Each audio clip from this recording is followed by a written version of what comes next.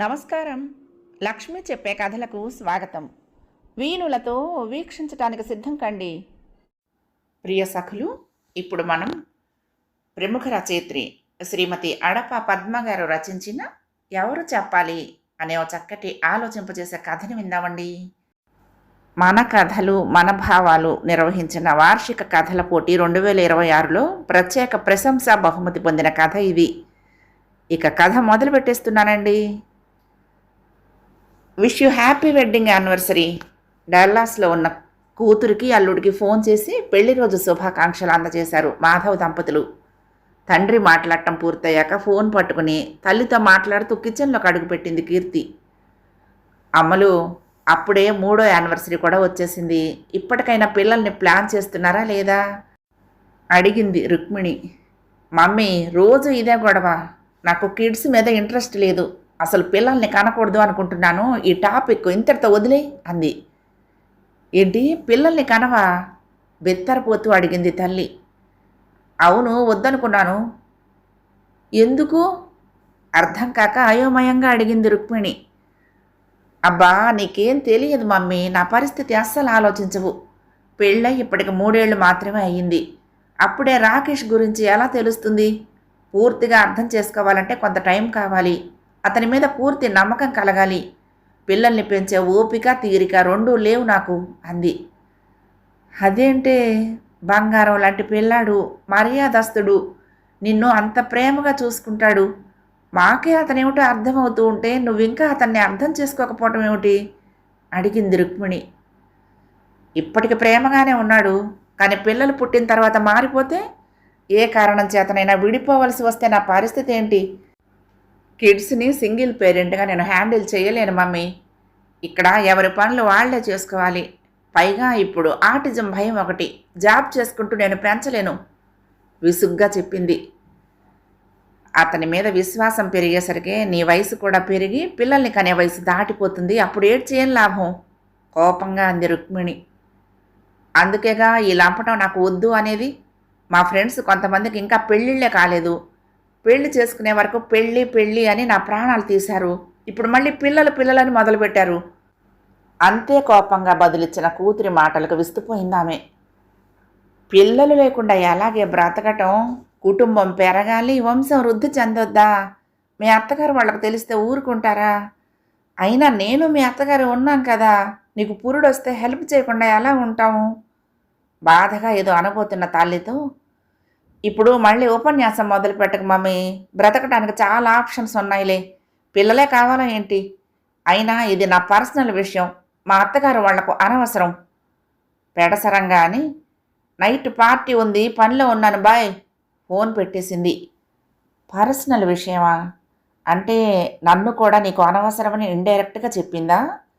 నిర్ఘాంతపోతూ ఈ విషయం భర్తకి ఎలా చెప్పాలా అనే ఆలోచనలో పడింది. మాధవ్ రుక్మిణులది ముచ్చటైన సంసారం. మాధవ్ చేసేది ప్రైవేట్ కంపెనీలో జాబ్ అయినా మంచి salary, upper middle class life, well settled family.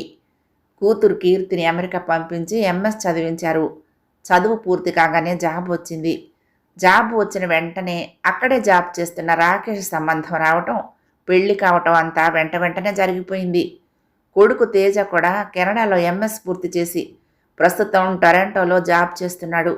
ఈ సంవత్సరం పెళ్లి సంబంధాలు మొదలుపెట్టాలని అనుకున్నారు మాధవ్ రుక్మిణులు. ఏ వయసులో జరగవలసిన ముచ్చట ఆ వయసులో జరిగినట్లు సరైన టైంకి పెళ్లి జరిగిందని సంతోషపడుతూ ఉంటే, కీర్తి పిల్లలు వద్దు అనటం రుక్మిణికి మింగుడు పట్టం లేదు. తను కూడా అత్తమామలని ఆడపడుచుల్ని ఆదరంగానే చూసింది. నానమ్మ తాతయ్యలతో మంచి అనుబంధం ఉంది కీర్తికి. మేనత్తలంటే వల్లమాలని అభిమానం కూడా. ఇలాంటి ఫ్యామిలీలో పెరిగి ఎప్పుడో రాకేష్తో విడిపోతే ఒంటరిగా ఎలా బ్రతకాలి అని ముందుగానే ఎందుకు ప్లాన్ చేసుకుంటుంది? ఏమిటి ఈ పిల్ల మనస్తత్వం? ఎందుకు ఈ అభద్రతా భావం? ఎక్కడి నుంచి వచ్చాయి ఇలాంటి అర్థం లేని భయాలు? చిన్నప్పటి నుంచి సంస్కారవంతంగానే పెంచాం కదా. ఆ మాట అడిగితే, నాకు ఊహ తెలిసినప్పటి నుండి చూస్తున్నాను మమ్మీ. నీకంటూ ఒక లైఫ్ ఉందా? ఎప్పుడు ఇంటికే అంకితం అయిపోయావు. నీలాగా ఉండటం నా వల్ల కాదు. నాకు ఫ్రీడమ్ కావాలి అనే కూతురుని చూస్తే భయంగా ఉంది రుక్మిణికి. విషయం తెలుసుకున్న మాధవ్ భార్యకు ధైర్యం చెప్పాడు.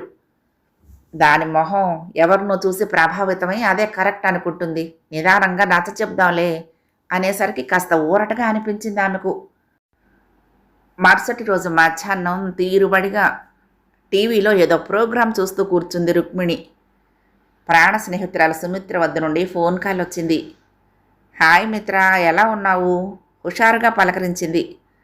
"ఆ, ఏదో ఉన్నానులేవే" నీరసంగా జవాబిచ్చింది సుమిత్ర.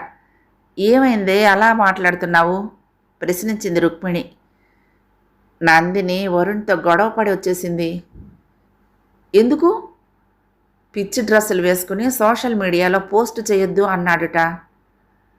తప్పే ఉంది.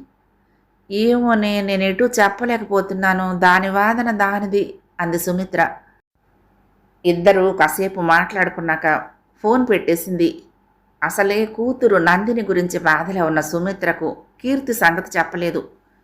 ఏం పిల్లలో ఏమిటో, అమ్మా నాన్నలు చెప్పినా వినే స్థితిలో లేరు అనుకుని గాఢంగా నిట్టూర్చింది రుక్మిణి. తేజ, మంచి మ్యాచ్ ఒకటి వచ్చిందిరా. అమ్మాయి అక్కడే కెనడాలో మాస్టర్స్ చేస్తుంది. మంచి కుటుంబం, పిల్ల కూడా అందంగానే ఉంది. వాట్సాప్లో ఫోటోలు పంపించాను. కుదిరితే అమ్మాయిని ఒకసారి కలిసి మాట్లాడు, లొకేషన్ పెడతాను. తండ్రి ఫోన్లో చెప్పగానే ఒక్క నిమిషం మౌనం తర్వాత, లేదు డాడీ, నాకు ఇష్టం లేదు చెప్పాడు తేజ. ఎందుకు? ఎవరిని లవ్ చేయలేదన్నావుగా? లేదు డాడీ. మరి ఏమిటి అభ్యంతరం? నాకు పెళ్ళంటేనే ఇష్టం లేదు. నేను పెళ్లి చేసుకోదలుచుకోలేదు డాడీ. నాకు అసలు పెళ్ళే వద్దు. అదేమిట్రా, కారణం? ఆశ్చర్యపోతూ అడిగాడు మాధవ్. పెళ్లి చేసుకున్నా ఎన్నాళ్ళు కలిసి ఉంటామో తెలియదు. ప్రతిదానికి గొడవలు పడి డైవర్స్ తీసుకుంటున్నారు మా ఫ్రెండ్స్ చాలామంది. ఆడంబరంగా పెళ్లి చేసుకుని ముచ్చట తీరకముందే కోర్టు కేసులు, డైవర్సు, మనోవర్తి లాంటివి నేను భరించలేను. హాయిగా ఒంటరిగా ఉంటే ఏ గోలా లేదు. పెళ్లి ప్రయత్నాలు మానుకోండి డాడీ. స్థిరంగా ఉంది తేజ గొంతు. కూతురు చూస్తే పిల్లలు కననని, కొడుకు చూస్తే పెళ్లి చేసుకోనని మొండికేయటంతో ఇదేం కర్మో అర్థం కాక డీలా పడిపోయారు మాధవ్, రుక్మిణులిరువురు. కొడుక్కి ఎన్నో రకాలుగా నచ్చ చెప్పాలని ప్రయత్నించింది రుక్మిణి. భార్యాభర్తలు ఒకరికొకరు తోడుగా ఉండాలని, ఒక కుటుంబం అండ కావాలని, అది పెళ్ళి అనే బంధంతోనే ముడిపడుతుందని, కలిసి కాపురం చేసేవాళ్ళు సంతోషంగా ఎంతమంది లేరు, వాళ్ళని చూడు అంటూ ఎన్నో రకాలుగా చెప్పి శతవిధాలా ప్రయత్నించినా తేజ ఏమాత్రం తన నిర్ణయం మార్చుకోలేదు.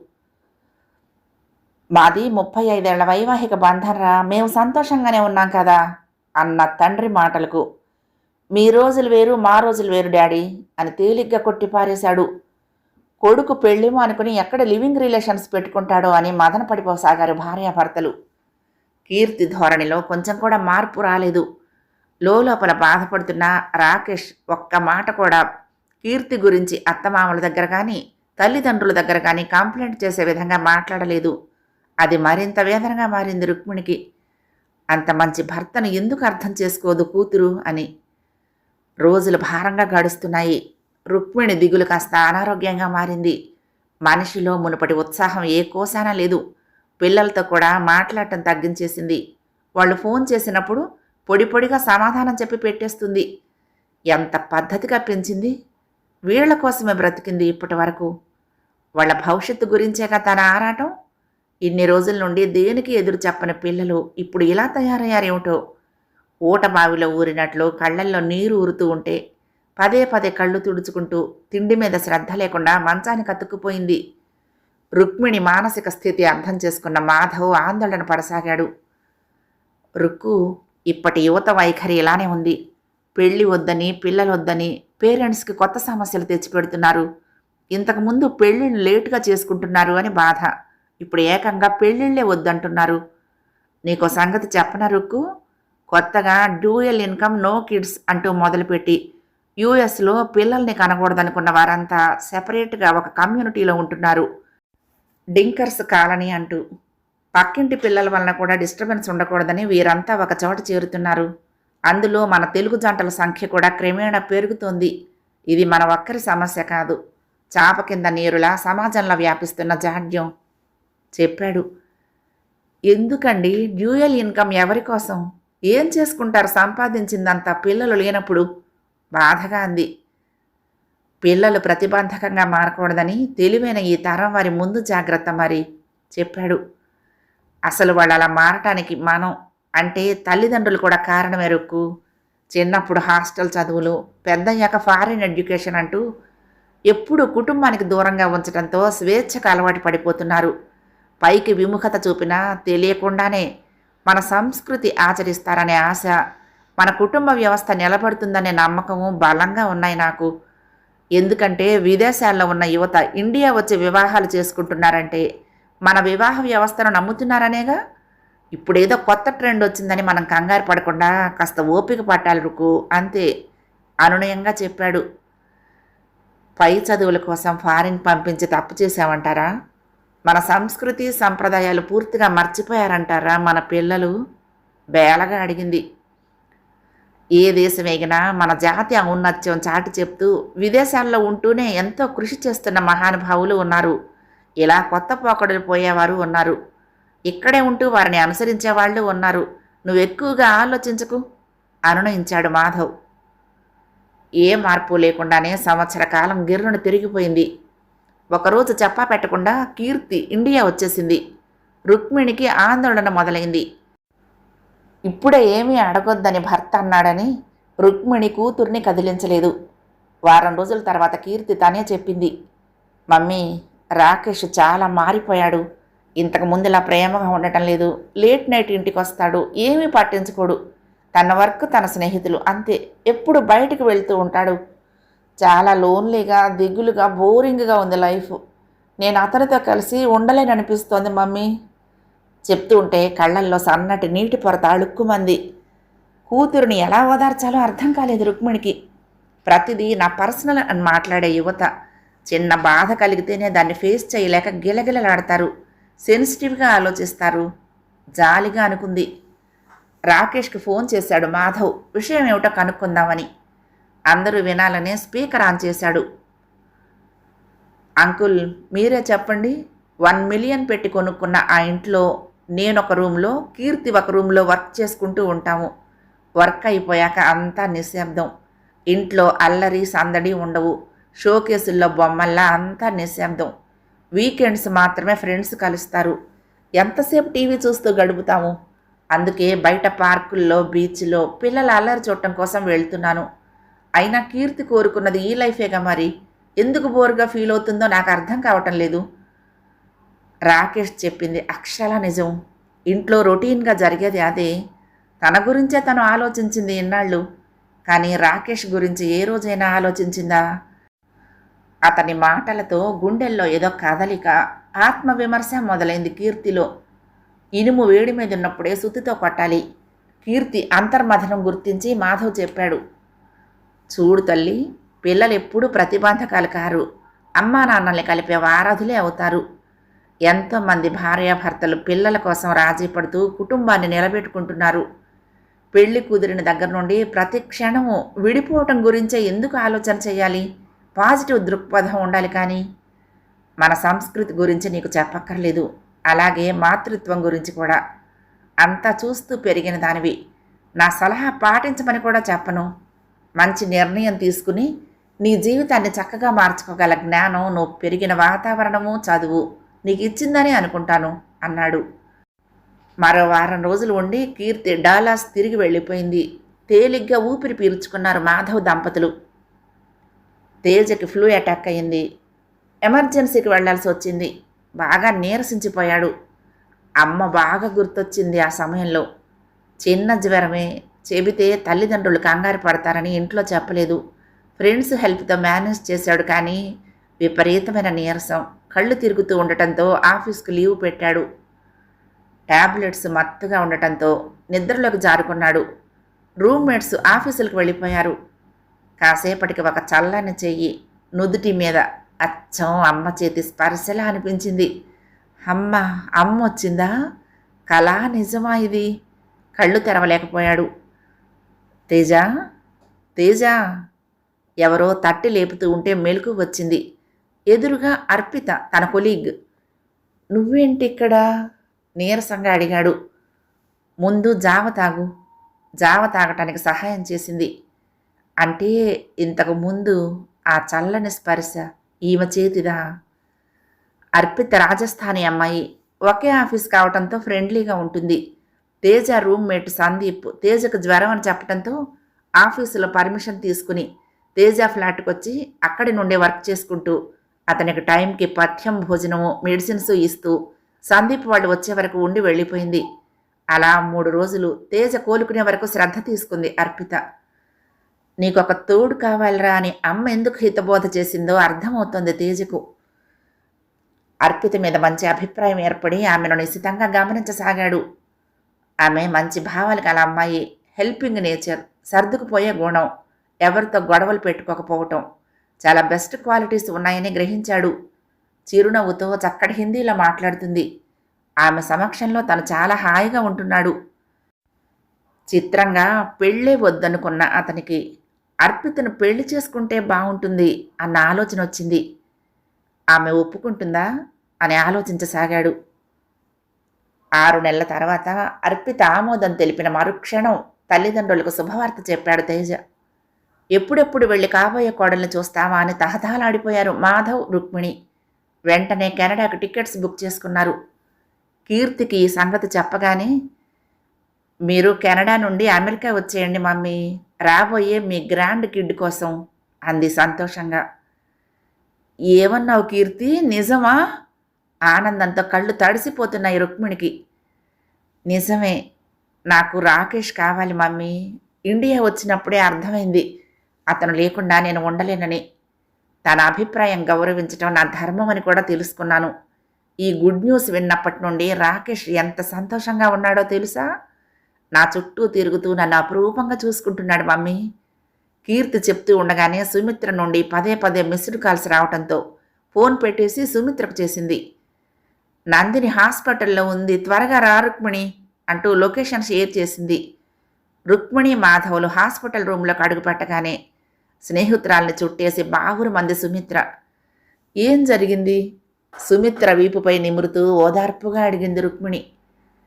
నందిని ఇల్లు వదిలిపెట్టి వెళ్ళి హాస్టల్లో ఉంటోందని, మా ఇద్దరి మాట కూడా వినకుండా డైవర్స్ తీసుకుందని నీకు తెలుసు కదా.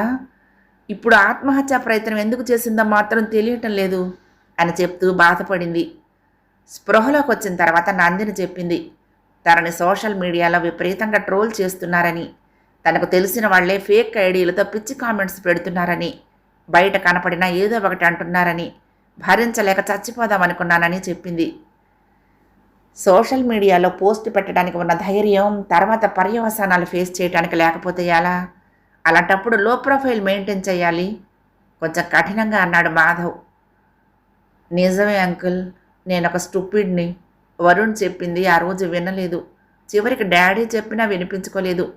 అతన్ని పోగొట్టుకున్నాకే అతను ఎందుకు చెప్పాడో, అతని విలువేంటో తెలిసొచ్చింది. పెద్దగా ఏడుస్తూ అంది. చూడు నందు, జరిగిపోయింది ఏది తిరిగి రాదు. అలాగే వరుణుని కూడా తిరిగి పొందలేవు. ఒక మార్గం మూసుకుపోతే మరొక మార్గం ఆహ్వానం పలుకుతుంది. ఇక్కడితో నీ జీవితం ఆగిపోలేదు. మానవ జన్మ ఉన్నతమైనది. అల్పమైన విషయాల కోసం అంతం చేసుకోకూడదు. నీలో ఆత్మవిశ్వాసం పెంచుకో. నీకు సపోర్ట్గా మేమంతా ఉన్నాము. ఏ కష్టం వచ్చినా పెద్దవాళ్లకు దాచకుండా చెప్తేనేగా మేమేదైనా చెయ్యగలిగేది. ఆప్యాయంగా ఆమె తల నిమురుతూ చెప్పాడు మాధవ్. తప్పకుండా మీ సలహా పాటిస్తాను అంకుల్. ఇంకెప్పుడు ఇలా పెరిగి దానిలా బిహేవ్ చెయ్యను అతని చేతిని పట్టుకుని ప్రామిస్ చేస్తున్నట్టుగా చెప్పింది నందిని. అందరి కళ్ళల్లో నిశ్చింత కనిపించింది.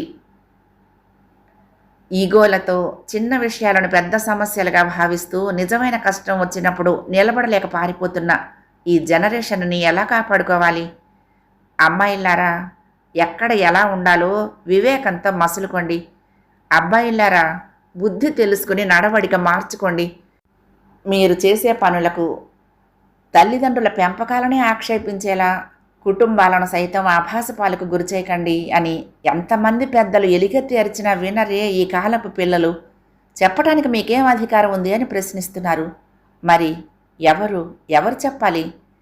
కాలమే చెప్పాలి. అవును, కాలానికి మాత్రమే అంత శక్తి ఉంది. కథ సమాప్తం. ప్రియ సఖులు, ఈ కథ మీకు నచ్చితే తప్పకుండా లైక్ చేయండి, షేర్ చేయండి, కామెంట్ చేయండి, సబ్స్క్రైబ్ చేసుకుని నన్ను ఎంకరేజ్ చేయండి. ఉంటానండి. ప్రేమతో లక్ష్మి, కృష్ణాతీరం దుర్గమ్మ సన్నిధానం. నమస్తే.